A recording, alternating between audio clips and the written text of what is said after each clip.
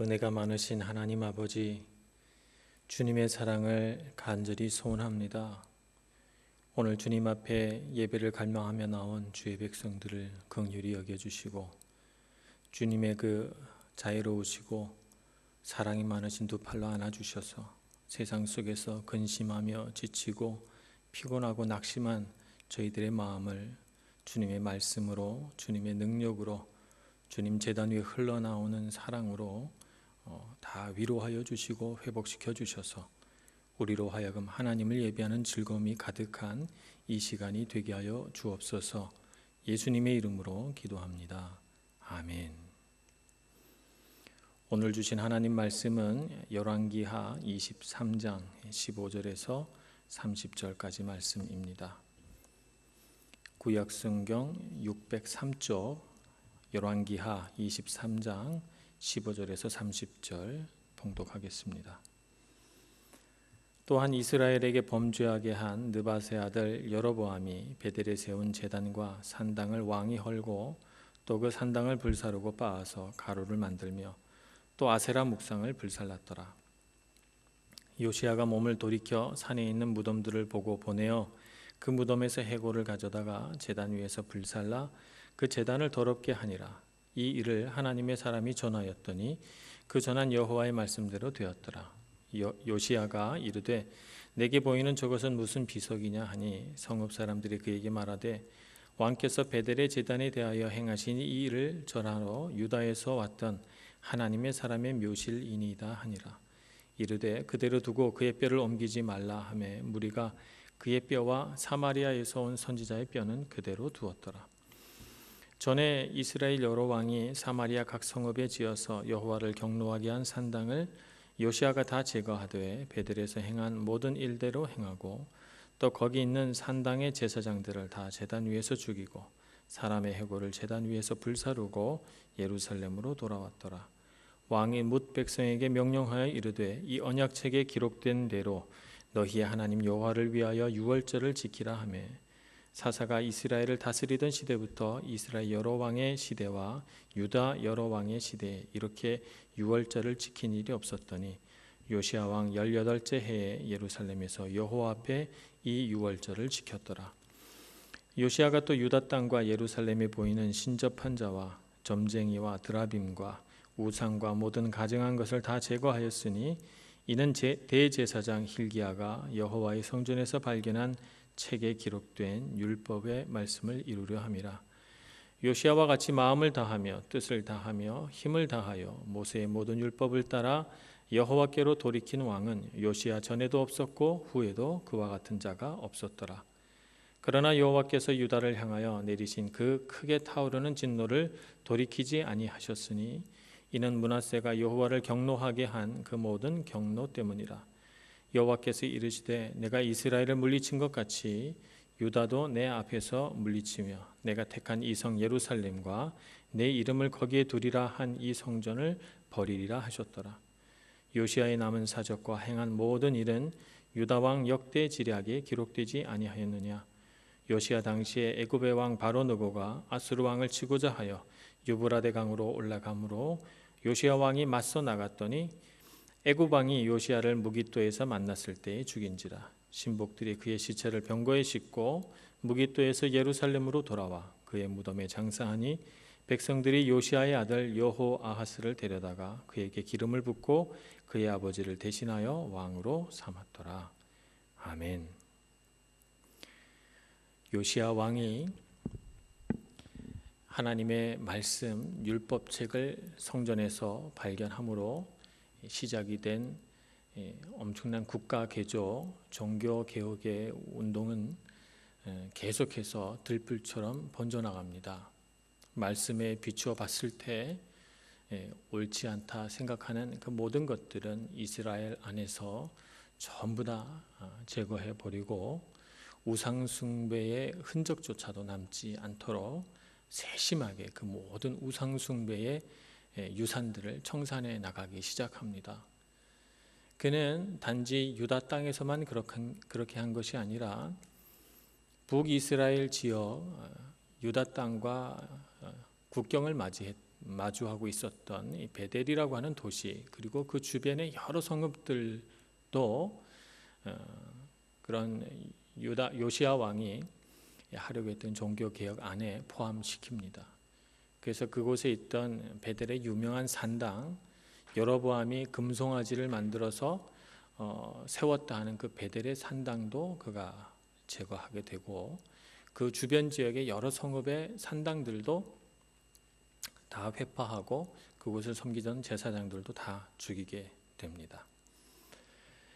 특히 이 베델에 세운 산당은 유명한 산당이 되는데, 그것이 유명한 까닭은 처음 이 이스라엘이 남유다와 북이스라엘로 나뉘어질 때, 남북 왕국으로 나뉘어질 때 이 북이스라엘의 왕이 여로보암이라 하는 왕이었는데, 이 여로보암이 지은 죄가 계속해서 이 북이스라엘의 여러 왕조를 타고 흘러내려와서 이 베델과 단에 세운 제단이 참 우상숭배가 기승을 떨치는 곳이 되었기 때문에, 그래서 이곳의 산당을 제거하는 일이 무척 중요한 일이 되었던 것입니다. 여로보암의 죄가 무엇인가?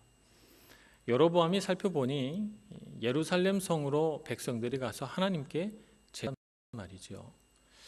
그것이 자신의 정치적인 기반을 흔들 수 있는 위험 요소라고 본 여로보암은 이 북이스라엘 백성들이 남쪽 유다의 예루살렘으로 가서 하나님께 예배하는 일을 하지 못하도록 막기 위한 어떤 꾀를 내게 되는데, 그것이 바로 베델과 단에다가 우상을 세우는 일입니다. 그곳에 금송아지를 크게 만들어서 세워놓고, 이 금송아지가 너희를 애굽 땅에서 구원하여 낸 여호와 하나님이다, 이렇게 이야기를 한 것이죠. 그래서 이 어리석은 백성들이 임금의 말을 믿고 베델과 단에 있는 산당으로 모여들어서 그곳에서 금송아지를 경배하게 됩니다. 이 일을 행하고 나서 하나님이 여로보암에 대해서 대단히 진노하시게 되고, 그래서 북이스라엘에 계속해서 이 여로보암의 죄가 흘러내려와 이 북이스라엘이 참으로 많은 죄를 짓게 됩니다. 이 여로보암의 죄, 자신의 정치적인 기반, 자신의 유익을 위해서 거짓으로 금송아지라는 우상을 만들어내는 그의 죄, 우리에게 낯설지 않습니다. 어디서 본 듯하지요? 출애굽한 이스라엘 백성들이 시내산 아래에서 아무리 기다려도 모세가 내려오지 않으니 우리가 여호와 하나님을 만들어 놓고 그에게 예배하자, 아론과 백성들이 이런 어이없는 일들을 벌입니다. 그래서 모세는 열심히 시내산 위에서 기도하고 있는데, 백성들은 그 밑에서 금붙이들을 다 모아 녹여서 금송아지를 만들어 놓고, 그 금송아지를 우리를 출애굽시키신 여호와 하나님이다, 이렇게 부르면서 그곳에서 춤을 추고 유흥을 즐기게 됩니다. 이와 같은 일들이 여로보암 시대에 재현이 됐고, 또 시간이 흘러 남유다 므낫세 왕 때 또 재현이 돼서 얼마나 많은 우상들이 북이스라엘과 남유다를 파고들어 그들의 하나님을 향한 종교심을, 하나님을 향한 경외심을 오염시키고 그들의 삶을 타락시켰는지 참으로 가슴을 칠 일이 아닐 수가 없습니다. 반복되는 이스라엘의 죄, 그것은 바로 우상 숭배였습니다. 누구를 위한 우상 숭배였나요? 그 우상을 위한 우상 숭배가 아니고 자기를 위한 우상 숭배입니다. 우리 사람 마음에 있는 그런 두려움, 사람 마음에 있는 욕심을 가장 인간적인 방법으로 다룰 수 있는 그런 방법이 바로 우상 숭배죠. 그래서 그들은 금송아지를 만들거나 아세라 목상을 섬기거나 바알신을 섬기거나 기타 등등 능력 있다고 여기는 많은 우상들을 수입해서 섬기게 되었던 것입니다. 자, 이렇게 베델을 회파하고 그곳에 우상 숭배의 흔적을 지우려고 하는 요시야의 어떤 노력, 그 노력 가운데 아주 독특한 하나의 보고가 등장합니다. 그곳은 유다에서부터 온 어떤 이름 모를 선지자가 요시야 왕이 이루어낼 이 놀라운 개혁, 놀라운 어떤 종교 개혁을 예언했다고 하는 것입니다. 이 일어날 일을 미리 예언하고 그 성읍들 백성들 가운데 말해 놓았던 것이죠. 그래서 제단을 더럽히려고 해골들을 꺼내다가 제단에서 막 불태우고 죽은 시체와 닿으면 다 부정해지니까 그런 식으로 이 산당과 온갖 우상 숭배하는 제단을 말하자면 불결하게 회파시키려고 그렇게 하는 중에 한 무덤에 비석이 세워져 있는 것을 보고 물으니 바로 그와 같은 일을 했던 선지자라는 것입니다. 그래서 그 선지자의 묘소 그리고 선지자의 뼈는 그대로 보존하라 이렇게 말합니다. 하나님께서 요시야와 함께 하시고 요시야가 참으로 하나님 말씀을 따라 순종하며 제대로 하나님 뜻을 받들고 있다는 사실이 바로 이와 같은 일로 그에게 나타납니다. 우리가 하나님 뜻대로 살다가 어느 순간 하나님께서 내게 허락하신 일이 맞구나라고 하는 사인을 느낄 때가 있습니다. 요시야 왕도 열심으로 이 말씀대로 어떻게 하든지 살아보려고 이렇게 여러 가지 변화와 개혁의 바람을 불러 일으킬 때 그가 이 베델에서 이런 하나님의 사인을 만난 것 아닙니까?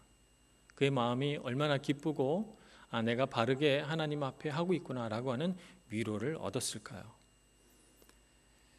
그래서 그는 이제 그가 일으켰던 개혁의 마침표를 찍으려고 합니다. 말씀대로 살기 위한 그의 개혁의 마침표는 유월절을 지키는 것입니다.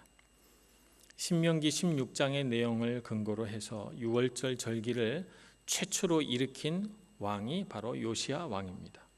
그 전에는 사사 시대부터 그러니까 여호수아의 어떤 통치와 그의 다스림이 끝난 이후 사사 시대부터 여러 왕조 시대 북이스라엘은 남유다이든 어느 왕조도 유월절이라고 하는 이 거룩한 절기를 지킬 생각도 계획도 없었는데 이제 신명기 16장의 내용을 근거로 해서 출애굽을 기념하는 유월절을 지키기로 합니다. 그래서 유월절 절기가 생겨나죠. 그 옛날 애굽 땅을 탈출하던 그들의 선조 때와 마찬가지로 무교병 누룩을 넣지 않은 떡을 떼고 쓴 나물을 먹으면서 그들을 어떻게 하나님께서 인도해 가셨나, 어떻게 그들을 애굽 땅에서 탈출시켜 가나안 땅으로 들어오게 하셨나 하는 것을 기념하게 합니다. 단순히 머리로 기억하고 입으로 이야기하면서 기억하는 것이 아니라 유월절이라고 하는 절기를 지킴으로써 몸으로 그것을 기억하는 것입니다. 그들이 몸으로 기억할 뿐만 아니라 그와 같은 절기를 해마다 지킴으로써 자라나는 그 다음 세대 또 그 다음 세대들이 이 절기를 지킴으로써 출애굽의 하나님의 역사를 기억하게 하고 그들의 문화를 새롭게 일으켜 가기로 합니다. 이제 더 이상 우상의 문화 말고 우상 숭배하는 그 더러운 문화 말고 유월절을 지키고 하나님을 경외하는 새로운 문화를 일으켜 가려고 하는 것이죠. 우상 숭배가 그쳐버린 그 빈자리에 유월절이라고 하는 절기를 놓게 됩니다. 오늘날에도 새로운 출애굽이 필요한 때입니다. 오늘날에도 애굽의 문화는 넘쳐나고 있습니다. 애굽의 문화라고 하는 것은 사람이 자기를 위해서 자기가 주인된 세상을 만드는 것이 애굽 문화다 이렇게 말할 수가 있습니다. 힘과 권력이 절대적인 힘과 권력이 돼서 그것을 한번 가진 사람은 자기 자신이 무엇이든 할 수 있다는 이런 잘못된 착각 속에 빠져들죠. 애굽 땅의 왕들도 자기가 신의 아들이라고 말했습니다. 절대 권력을 가진 이 절대 군주는 정말 사람의 목숨조차도 좌지우지할 수 있고 주변의 어떤 나라의 운명조차도 마음대로 결정할 수 있는 엄청난 힘과 권력과 부귀와 영화를 누렸습니다. 그렇기 때문에 자기 자신이 신이라고 이렇게 생각한 것이고 그렇게 표현을 했습니다. 신의 아들이다 이렇게 생각했던 것이죠. 그것이 바로 애굽 문화입니다. 오늘날 우리가 살아가는 세상도 가만 살펴보면 참 사람의 능력을 극대화시켜서 사람이 하려고 마음만 먹으면 무엇이든지 할 수 있는 세상이 됐다고 우리가 자꾸 착각을 합니다. 과학기술과 무한대로 팽창되는 이 세상에 어떤 재물과 부귀를 바라다 보면 참 힘과 권력, 재물을 얻으면 무엇이든 할 수 있다라고 하는 잘못된 생각과 착각 속에 자꾸 빠져듭니다. 그런 문화 속에 젖어들게 되면 우리도 그런 애굽 문화에 젖어서 우리도 모르는 사이에 우상 숭배의 잘못된 길로 빠져들 수 있는 것입니다. 오늘 요시야 왕이 이스라엘 백성들 가운데 남아있던 이런 우상 숭배의 흔적을 제거하고 새로운 유월절을 제정했던 것처럼 오늘 우리에게도 새로운 출애굽이 있어야 되겠습니다. 우리에게도 뭔가 변화가 있어야 될 줄로 믿습니다. 오늘 이러한 요시야 왕의 마음을 열왕기하 23장 25절은 이렇게 표현하고 있습니다. 요시야와 같이 마음을 다하며 뜻을 다하며 힘을 다하여 모세의 모든 율법을 따라 여호와께로 돌이킨 왕은 요시야 전에도 없었고 후에도 그와 같은 자가 없었더라. 이렇게 기록을 하고 있습니다. 얼마나 하나님을 사랑했는지 말입니다. 이 말씀은 신명기 6장 4절 5절의 말씀을 그대로 인용해서 말씀대로 살려고 하는 요시야 왕의 모습을 아주 가장 함축적으로 보여주고 있습니다. 신명기 6장 4절 5절 말씀을 제가 봉독하겠습니다. 이스라엘아 들으라, 우리 하나님 여호와는 오직 유일한 여호와이시니 너는 마음을 다하고 뜻을 다하고 힘을 다하여 내 하나님 여호와를 사랑하라. 이렇게 말씀하십니다. 그래서 이 말씀대로 요시야 왕은 마음을 다하고 뜻을 다하고 힘을 다하여 하나님 여호와를 사랑한 그러한 산표본이 된 왕이었다. 이렇게 말할 수가 있습니다.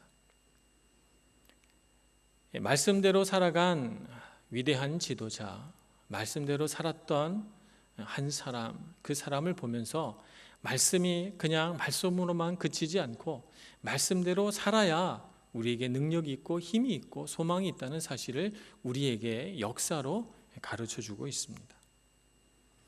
우리가 바로 그런 사람이 될 때 우리에게 있어서 진정한 출애굽은 일어난다는 것입니다. 마음을 다하고 뜻을 다하고 힘을 다하여 여호와를 사랑하는 것, 그것만이 우리가 이 세상 애굽 문화를 거절하고 이 세상의 우상 숭배의 문화에서 벗어나서 하나님을 진정으로 섬기고 경외할 수 있는 새로운 출애굽의 문이 열린다 하는 것입니다. 이렇게 요시야 왕은 힘을 다해서 하나님을 사랑하려고 했습니다만 요시야의 이런 모든 노력에도 불구하고 므낫세 왕으로 인해 므낫세 왕의 그 죄로 인해서 내려졌던 하나님의 심판을 거두기에는 역부족이었습니다.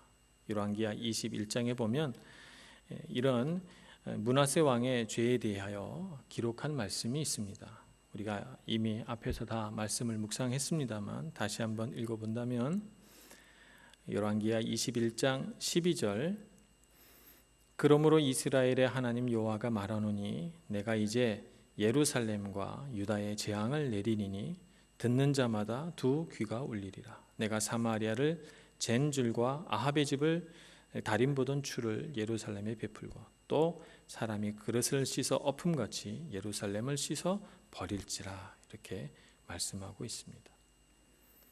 이렇게 한 이유는 11절에 나옵니다. 유다 왕 므낫세가 이 가증한 일과 악을 행함이 그 전에 있던 아모리 사람들의 행위보다 더욱 심하였고 또 그들의 우상으로 유다를 범죄하게 하였도다. 이렇게 기록합니다. 그런데 므낫세 왕이 너무 죄를 많이 지어서 하나님이 정말 화를 참을 수가 없어서 요시야 왕이 아무리 말씀대로 살려고 해도 하나님의 진노가 끝난 것이 아니라 하나님이 그렇게 감정적으로 대응하고 있는 것이 아니라 사실은 다윗 왕 이후부터 솔로몬 왕 때부터 흘러 들어온 우상 숭배를 하나님 이제 더 이상 견딜 수가 없었던 것입니다. 북이스라엘에서 계속 일어났던 우상숭배의 잘못된 문화, 남유다에서 정말 하나님을 잘 믿으려고 하는 여러 왕들이 있었습니다만, 그럼에도 불구하고 참으로 한 세대를 걸러서 한 번씩 이 므낫세와 같이 지독하게 우상숭배에 몰입했던 왕들이 일어나서 계속해서 이스라엘 백성들이 하나님 경외함을 더 깊이 배우기보다는 우상숭배에 열광하는 이런 일들로 빠져가는 것을 보면서 이제는 내가 견딜 수 없다, 이제는 참을 수 없다라고 하는 지경까지 간 것입니다. 그래서 하나님은 하나님의 심판과 저주의 말씀을 이스라엘 남유다 땅에 내리시기로 결정하십니다. 우리는 참 중요하게 생각하는 것이 우리가 이 땅을 잘 사는 것이 참 중요합니다. 어떻게 하면 건강하게 또 환난이 없이 자녀들이 잘 되면서 내가 아름답고 행복한 노년을 누리면서 이 세상을 살아갈 것인가. 우리는 늘 계획하고 또 소망하고 또 꿈을 꿉니다. 근데 하나님에게서 정말 중요한 것은 우리가 정말 중요하다고 여기는 것과는 다릅니다. 하나님에게 정말 중요한 것은 우리 사람의 부귀영화가 아닙니다. 사람이 부귀영화를 누리는 것 하나님이 나쁘게 생각하지는 않습니다. 하나님께서 분명히 생육하고 번성하라 이렇게 명령하셨으니까 하나님께서도 그걸 원하십니다만, 그러나 하나님께서 정말 중요하게 여기시는 것, 다른 모든 것보다 더 우선하게 중요시 여기는 것은 하나님과 하나님 백성의 관계입니다. 하나님과 하나님 백성과의 관계가 바로 세워져 있지 않는데 아무리 부귀영화를 누리면 못합니까? 하나님과 하나님 백성 사이에 인격적인 관계가 형성되지 않았는데 그들이 아무리 즐겁고 춤추고 기뻐하고 세상에 온갖 맛있는 것들을 다 맛보며 오래 산들 그것이 무슨 의미가 있단 말입니까?